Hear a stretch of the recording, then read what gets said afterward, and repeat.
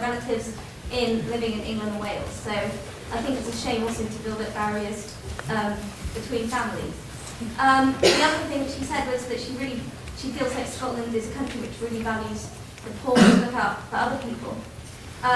Well, first of all, not all English people voted for David Cameron, and he certainly does not represent everybody in England. And I think it's really sad if you say that you really value looking after the poorer people, whereas you'll willingly consign people in the north, for example, to a Tory government who will not look after them.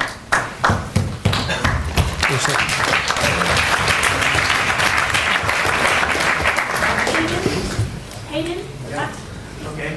I'm sorry, I forgot your name. Spoke a few times ago. I'm going to come back to the point of Scottish geography, because I'm not from East Kilbride, I'm from the borders.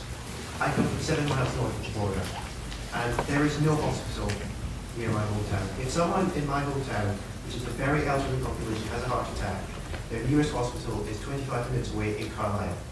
After that, it's Dumfries, which is an hour away on little back roads, and after that it's Galashiels, again an hour away.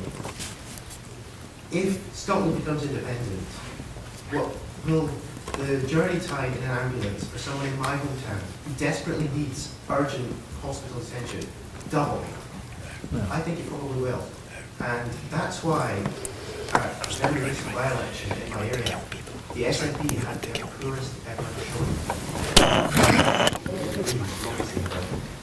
Also in my area, famously, low standing. And as a result, someone from the SNP is now wanting to go into my old school and talk to the children who will be able to vote in this referendum about independence and what independence will be. The SNP also, they aren't wanting someone from the no case to go in and make a counterpoint, because for no discernible reason other than they're afraid of losing. And that's why I think we're better together, because, well, A, if something's close to you, you don't build a big barrier between you and it, especially if it's useful. And my dad also works in Carlisle, and I don't want him to have to pass border patrols every day.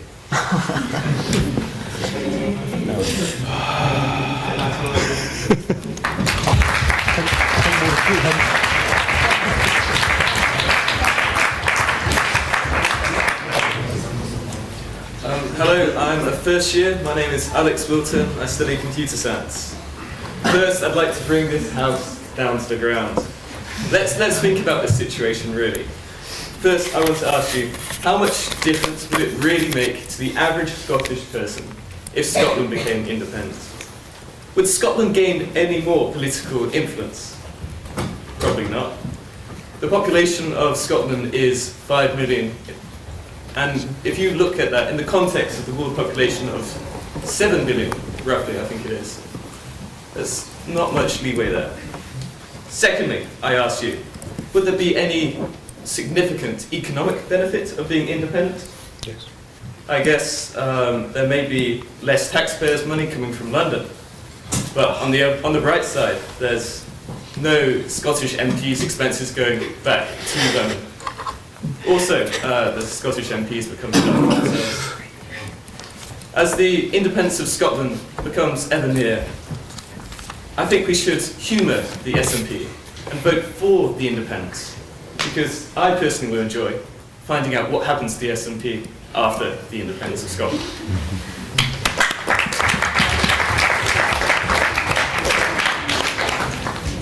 Mike, for the minutes.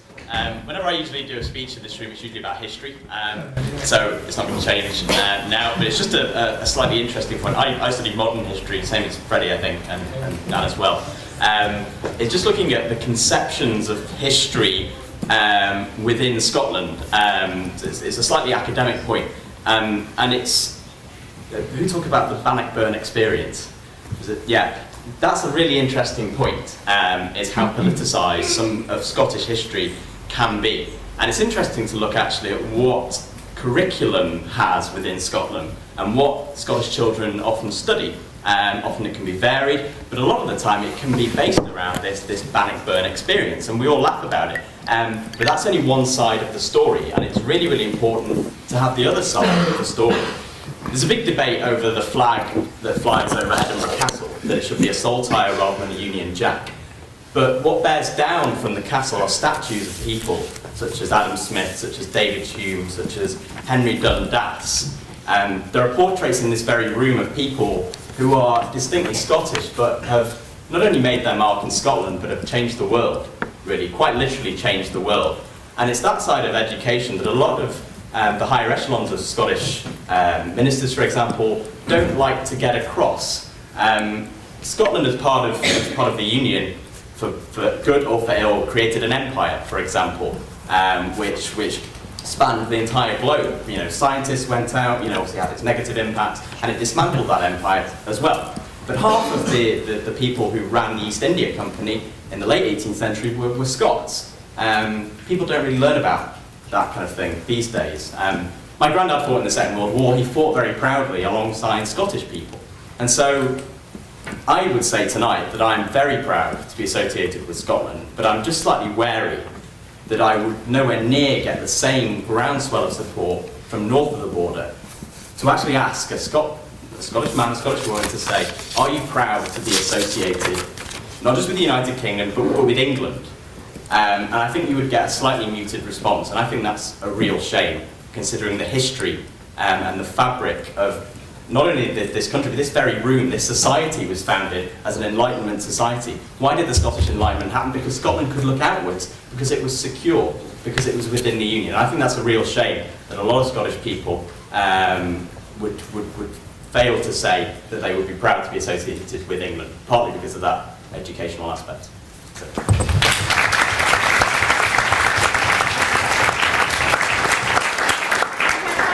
More speeches. The guy at the back was just telling me really high. I'm Robert. Now, Mr. Harvie touched on the Scotland Bill, and I'd like to hone in on that because it's often ignored. There's a slogan being bandied about by the Yes campaign: a no vote is a vote for no change. Now, I don't know how many people are aware of what Scotland Bill has done, but so far it's established devolution, the Scottish Parliament, and what powers it has. But it is still ongoing. It is still transferring powers to Holyrood. In 2016, if we're still part of the Union, Holyrood will get more tax powers and will be given the power to borrow for its own use.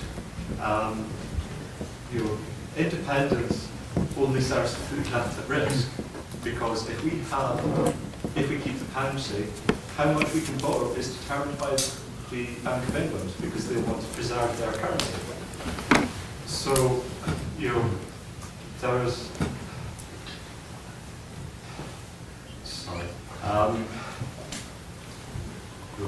we're in a pretty good situation in Scotland just now, as it is. We're a country, we've got it good, and it's only politically it's set to get better. There's things which could be improved on, as Mr. Harvie also mentioned, there's significant levels of poverty. But the way we tackle poverty is through education, health, these issues which Scotland has control over with a devolved parliament. Now, the Yes campaign will say that we can't tackle these issues as effectively because of cuts from Westminster, and I think you described them as, was the word draconian? Now, I've done a little digging recently into government figures, and GERS reports show that government spending in Scotland is at an all-time high. So, are these negative cuts? You looking for me to answer now? If you like. The UK government is embarked on a programme whose deepest cuts are yet to come. 3/4 or more of the cuts that they have in mind are yet to come. But yes, the Scottish budget has declined in real terms. If you're looking at figures that you compare in absolute terms, you may not see those cuts. But in real terms, there have been substantial cuts. And colleges were mentioned a little while ago. Colleges and housing have been two of the areas that have been hit hardest by cuts, as well as the quality of services that many vulnerable people depend on. I take your point, but again, this Westminster acknowledges a need that we can't live out with our means. Families all across the UK acknowledge this, and we have to cut back. Why should we be an exception to this? It doesn't really make sense from where I stand.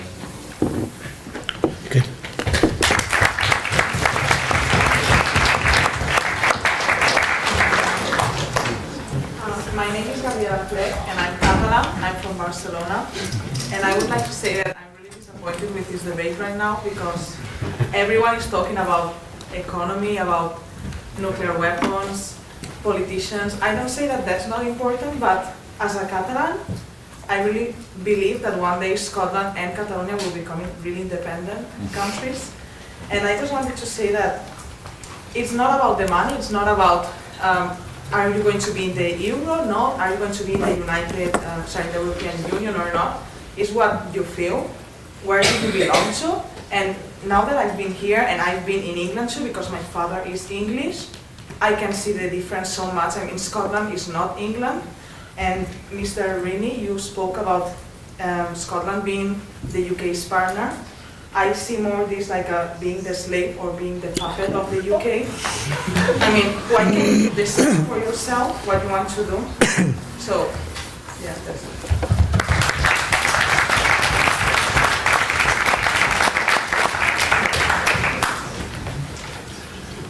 My name is Christoph, I'm a postgrad, and I want to talk about what's the basic idea behind Scottish independence. The argument is the popular opinion in Scotland on very many important topics of politics are different than the majority in the UK. We think that if we can make our own decisions in Scotland, these decisions will be better. And well, that's the basic idea of how democracies work. But I think it's quite a good idea, but we should find it to a logical conclusion. We've heard a lot about the difference between St Andrews and Dundee, for example. So I would say, okay, Scottish independence, why not? But afterwards, we should start a campaign on St Andrewian independence from Scotland, because obviously we have quite different people also here. We have the different cultures in St Andrews and Dundee. We have lots of different opinions on many topics, I'm sure of that. So in general, what I want to say about this is, what is the difference we can accept in one country and what's not? That's all. Thank you.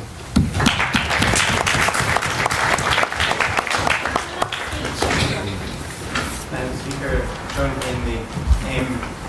A lot of people on the yes side have been saying an independent Scotland would bring about some sort of great constitutional change with the abolishment of a second chamber of House and would bring more democracy to the people.